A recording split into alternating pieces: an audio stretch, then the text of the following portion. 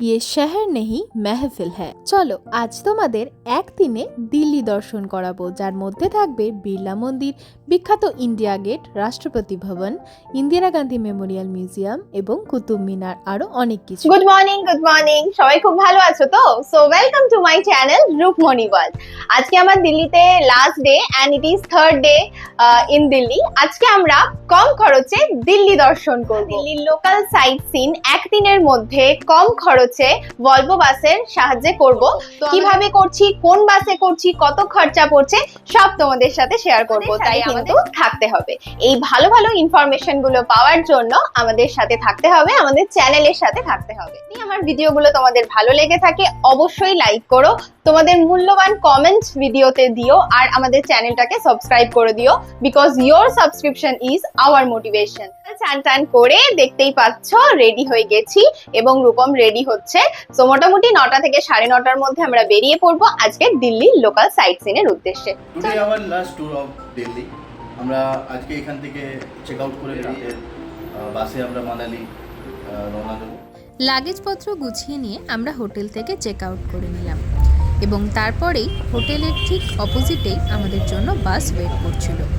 বাসে উঠে পড়লাম। এটা ছিল সেই ভলভো বাস যেটা আমাদের দিল্লি ট্যুরের জন্য দেওয়া হয়েছে। So please note in your bus number 49A, पानी का बोतल, खाने का सामान आप बस में छोड़ के जा सकते हैं। আজকের ট্যুরের ফার্স্ট ডেস্টিনেশন ছিল দিল্লির বিখ্যাত বিড়লা মন্দির বা লক্ষ্মীনারায়ণ মন্দির। একটা সাবওয়ে ক্রস করে তোমাদের এই মন্দিরে প্রবেশ করতে হবে।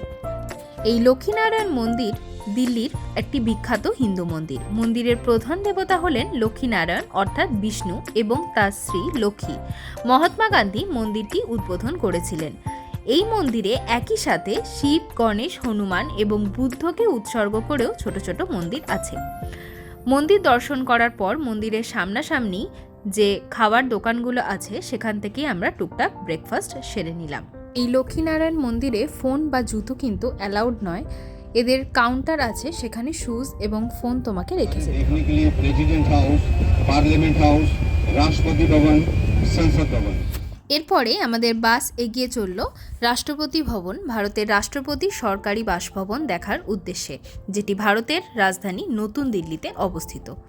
এখানে বাস কিন্তু সব জায়গায় দাঁড়াবে না, তাই ক্যামেরা নিয়ে রেডি থাকতে হবে ফটো তুলে নেওয়ার জন্য। এখন তোমরা ভিডিওতে যে জায়গাটা দেখতে পাচ্ছ সেটা হলো মহাত্মা গান্ধীর সাথে সেই 11 জনের ফটো, যেটা আমাদের পুরনো 1000 টাকার নোটে ऑफ ছিল। इंडिया,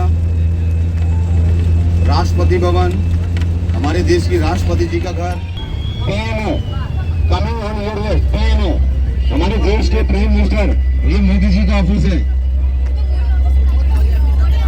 ये मोदी जी का ऑफिस है। প্রতিদিন এই রাষ্ট্রপতি ভবন দেখার জন্য বাস দাঁড়ায় না, কিন্তু লাকিলি আমরা যেদিন গিয়েছিলাম সেই দিন বাস দাঁড়িয়েছিল ফটোশ্যুট করার জন্য।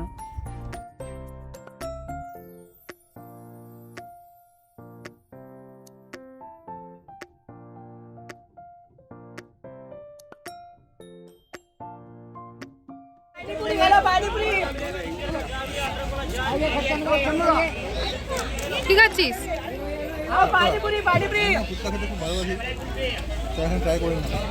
চলে এলাম আমাদের নেক্সট ডেস্টিনেশনে। আমরা এখন ইন্ডিয়া গেটে। সেই বিখ্যাত দিল্লির ইন্ডিয়া গেট, যেটি ভারতের জাতীয় স্মৃতিসৌধ নামে পরিচিত। দিল্লির অন্যতম দ্রষ্টব্য স্থানের মধ্যে এটিকে ধরা হয়।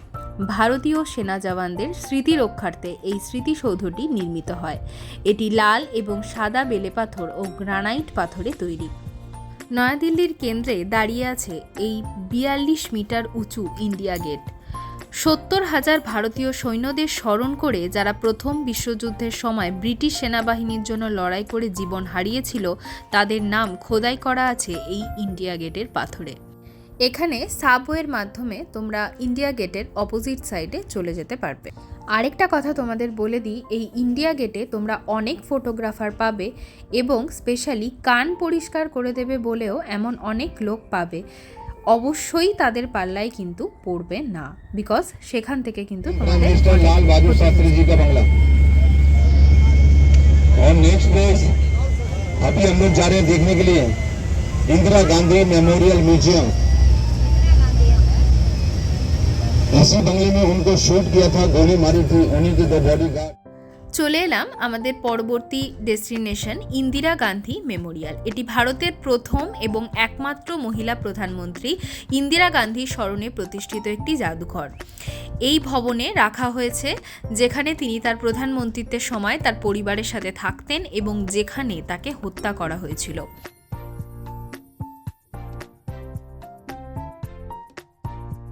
এখন তোমরা ভিডিওতে যে শাড়িটা দেখতে পাচ্ছ, যে ব্যাগ এবং জুতোটা দেখতে পাচ্ছ, ঠিক এই শাড়ি এবং এই ব্যাগ এবং জুতোই তিনি পরেছিলেন যখন তাকে হত্যা করা হয়েছিল।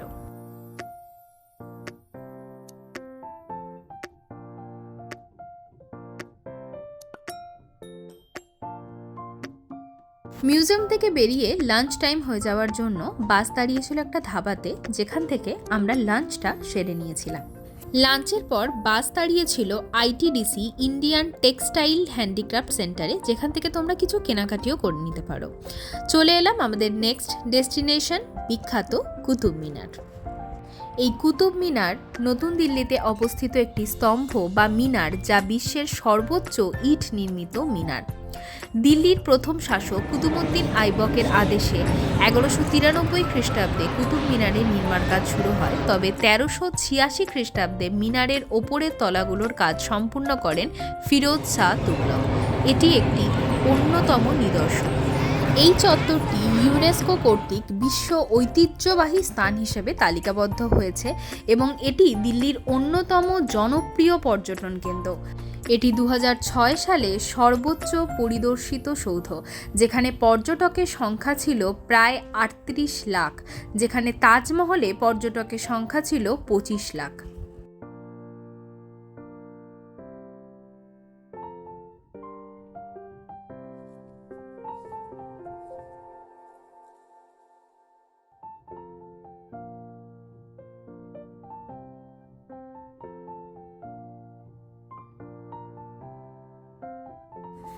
এখন তোমরা ভিডিওতে যেটা দেখতে পাচ্ছ, এটা কিন্তু সেই যুগের মাদ্রাসা স্কুল ছিল। Next তোমরা যাবে lotus টেম্পলে, which is a place of meditation, peace and prayer, and the design of the temple inspired by lotus flower, which symbolizes purity and spirituality. এর পরের স্থান রাজঘাট, যেটি দিল্লিতে একটি স্মৃতিসৌধ কমপ্লেক্স। এখানে মহাত্মা গান্ধীর দাহস্থান চিহ্নিত করার জন্য একটি কালো মর্মরের মঞ্চ নির্মাণ করা হয়েছে, যেখানে এক প্রজ্বলিত চিরন্তন শিখা দেখতে পাওয়া যায়।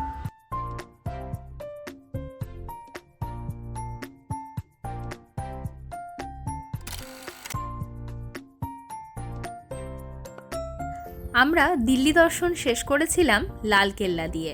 লালকেল্লা, যেটা পুরনো দিল্লি শহরে মুঘল সম্রাট শাহজাহান কর্তৃক নির্মিত একটি দুর্গ। এই লালকেল্লা দিল্লি ট্যুরের লাস্ট ডেস্টিনেশন হবে। এখানে তোমাদের বাস নামিয়ে দেবে, আর তোমরা যদি না নামতে চাও তাহলে বাস তোমাদের হোটেলে পৌঁছে দেবে। কিছুক্ষণ লালকেল্লা ঘুরে নিয়ে আমরা চলে এসেছিলাম বাস স্ট্যান্ডে মানালির বাস ধরার জন্য। এই একদিনের দিল্লি দর্শন আমরা যে ট্রাভেলসের সাথে করেছিলাম তার নাম্বার আমি স্ক্রিনে দিয়ে দিচ্ছি, তোমরা চাইলে কন্ট্যাক্ট করে নিতে পারো। প্রাইস ছিল পার হেড 300 করে। রাতের একটা লম্বা ঘুমের পর আমাদের জন্য ওয়েট করছিল পাহাড়ি নয়নাভিরাম দৃশ্য। তাহলে বন্ধুরা, আমার এই ভিডিওটা তোমাদের কেমন লাগলো অবশ্যই আমাকে কমেন্টে জানিও। যদি ভালো লেগে থাকে আমাদের চ্যানেলটাকে সাবস্ক্রাইব করতে ভুলে যেও না। Thank you.